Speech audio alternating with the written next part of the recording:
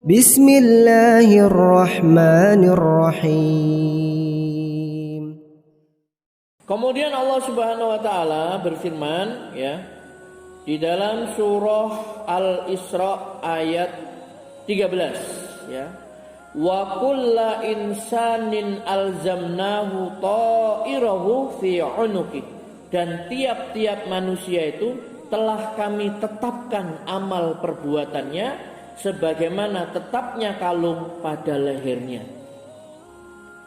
Ya, kalung kalau sudah ditetapkan di leher, gimana Pak perumpamaan? Ya sudah ceket sudah. Ya, jadi tiap-tiap manusia itu telah kami tetapkan amal perbuatannya, seperti tetapnya kalung pada lehernya. Ya, itu kata Allah dalam surat Al-Isra ayat 13. Ya, kata Mujahid rahimahullah, seorang ulama tabi'in, ya, muridnya Ibnu Abbas radhiyallahu anhu, beliau mengatakan apa?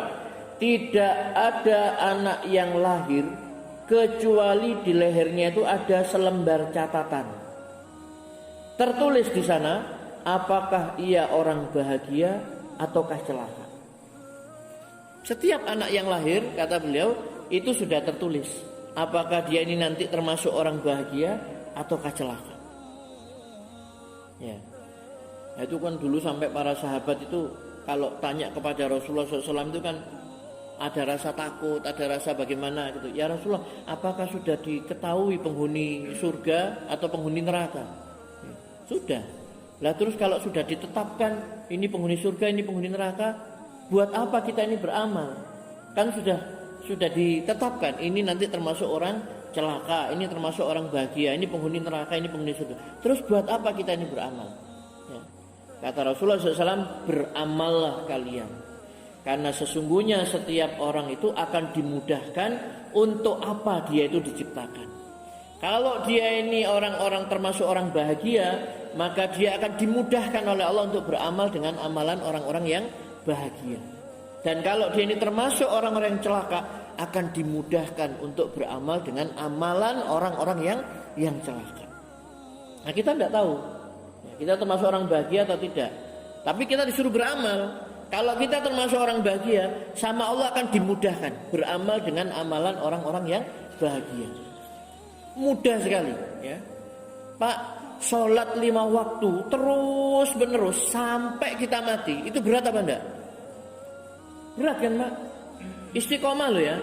Duhur, sholat asar, sholat maghrib, sholat isya, sholat subuh, sholat terus sampai kita meninggal dunia. Berat enggak? Berat. Dan itu enggak akan bisa kita lakukan kalau kita tidak mendapatkan taufik dari Allah SWT. Taufik itu pertolongan Allah. Kita ditolong sama Allah, dimudahkan. Disuruh puasa Ramadan, enteng sekali kita itu puasa Ramadan. Coba jenengan tanya kepada orang-orang yang enggak puasa Ramadan. Kenapa enggak puasa Ramadan? Berat, tersiksa. Gak makan, gak minum, lemes, ya kan? Tapi bagi orang yang dimudahkan sama Allah, ditolong, ya mudah dia, ringan, malah senang ya Pak ya. Puasa Ramadan malah diharapkan, ya. Sebentar lagi Ramadan, 60 hari lagi Pak Ramadan. Sewenang kita. Alhamdulillah kita ditakdir Allah menjadi orang-orang yang tadi, ya, dimudahkan untuk berbuat kebaikan. Sholat berjamaah, pergi ke masjid berat, ya kan? Apalagi hujan, apalagi dingin, ya. Tapi kalau Allah sudah menolong, memberikan hidayah kepada hambanya, taufik, udan-udan berangkat. Misalkan sampai seperti itu ya. Dingin-dingin juga berangkat. Kenapa? Dia sudah mendapatkan hidayah dari Allah. Siapa yang sudah diberi hidayah sama Allah, tidak ada yang bisa menyesatkan dia. Apalagi hidayahnya bukan hanya sekedar petunjuk. Ya, hidayahnya di samping petunjuk juga ditolong sama Allah SWT. Kalau Ibnu Qayyim Al-Jauziyah itu mencontohkan gini Pak, hidayah itu ya. Ada orang misalkan bertanya sesat gini, Pak mana rumahnya Pak Edi? Oh itu Pak, jalan apa itu? T2, ya sana. Ditunjukkan saja, itu sudah nyaman kan? Oh bisa sampai gitu. Tapi kalau diberi petunjuk, sama diberi taufik oleh Allah Subhanahu Wa Taala. Di samping ditunjukkan rumahnya, ya toh, kemudian mari Pak saya antar. Digonceng Pak, mari. Ah diantar, itu loh Pak rumahnya. Nah, ya.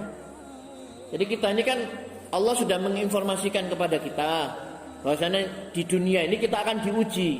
Ujian itu berupa cobaan, fitnah, musibah dan lain sebagainya. Ya kan? Kita sudah diberitahu oleh Allah, kita akan diuji oleh Allah SWT. Terus Allah memberitahukan ujian itu jalan keluarnya adalah dengan bersabar. Wasbir ala ma asabak. Sabarlah kamu terhadap musibah yang menimpa kamu. Inna dzalika min azmil umur. Sesungguhnya yang demikian termasuk perkara yang diwajibkan oleh Allah SWT. Jadi solusinya ketika tertimpa suatu musibah, kita bersabar. Tidak mengeluh atau sampai menyalahkan Allah, menyalahkan takdir, mengumpat, menggerutu dan lain sebagainya. Tapi kita sabar, menahan diri dari apa yang diharamkan oleh Allah Subhanahu wa taala, ya. Kita tidak seneng. Misalkan orang tua kita meninggal, mosok tambah seneng, Pak ya. Ya tidak tahu, ada yang seneng mungkin ya. Ada anak durhaka kan seneng kalau bapaknya meninggal kan seneng malah ya. Ndang dibagi warisnya. Malah anak sing bapak kok gak mati-mati gitu. Tapi kalau orang muslim, orang beriman, dia pasti akan apa? Sedih kan orang tuanya meninggal, sedih, ya toh? Dia sedih, tidak seneng, tapi dia bersabar, menahan diri untuk tidak mengeluh atau mengeluarkan kata-kata yang dilarang oleh Allah Subhanahu wa taala. Ya, seperti itu. Nah, itu solusinya. Kemudian sama Allah Subhanahu wa taala ditolong, ya. Supaya kita itu bersabar, maka minta kepada Allah. Jadi soalnya sudah diberitahu, nanti kamu di dunia nanti akan diberi ujian, cobaan, musibah seperti ini dan lain sebagainya. Kekurangan harta, jiwa, buah-buahan, kemudian sedikit rasa takut, sedih, khawatir, ini semuanya. Sampaikan kabar gembira kepada orang-orang yang sabar. Yaitu orang-orang yang apabila ditimpa musibah, dia mengatakan inna lillahi wa inna ilaihi raji'un. Loh, rumusnya sudah dikasih jalan keluarnya itu, ya. Makanya tinggal kita mau apa enggak menjalani. Dan musibah itu hanya 3, Pak. Menimpa dirinya, menimpa keluarganya, anak, istri atau orang-orang yang dia cintai, atau menimpa hartanya. Mungkin dulu sukses, kemudian tiba-tiba berkurang karena ada Covid, Pak ya, bangkrut misalkan. Itu ujian yang menimpa hartanya. Ada yang menimpa dirinya, dulunya dia ini sehat, kemudian terkena ujian sakit. Nah, itu menimpa dirinya. Ada yang dirinya sehat, tidak diuji dengan kesehatan dirinya, mungkin keluarganya, istrinya atau anaknya atau orang tuanya. Nah, ujian itu hanya menimpa 3 hal tadi. Dirinya, keluarganya, atau hartanya. Solusinya apa? Sabar. Yang sabar itu bagaimana? Yang mengucapkan inna lillahi wa inna ilaihi raji'un kalau ditimpa musibah, ya, seperti itu. Jadi Bapak Ibu sekalian yang dirahmati Allah Subhanahu wa taala, ini kita pegang ma asaba mim musibatin illa biidznillah. Tidak ada satu musibah pun yang menimpa seseorang kecuali dengan izin Allah, ya, seperti itu.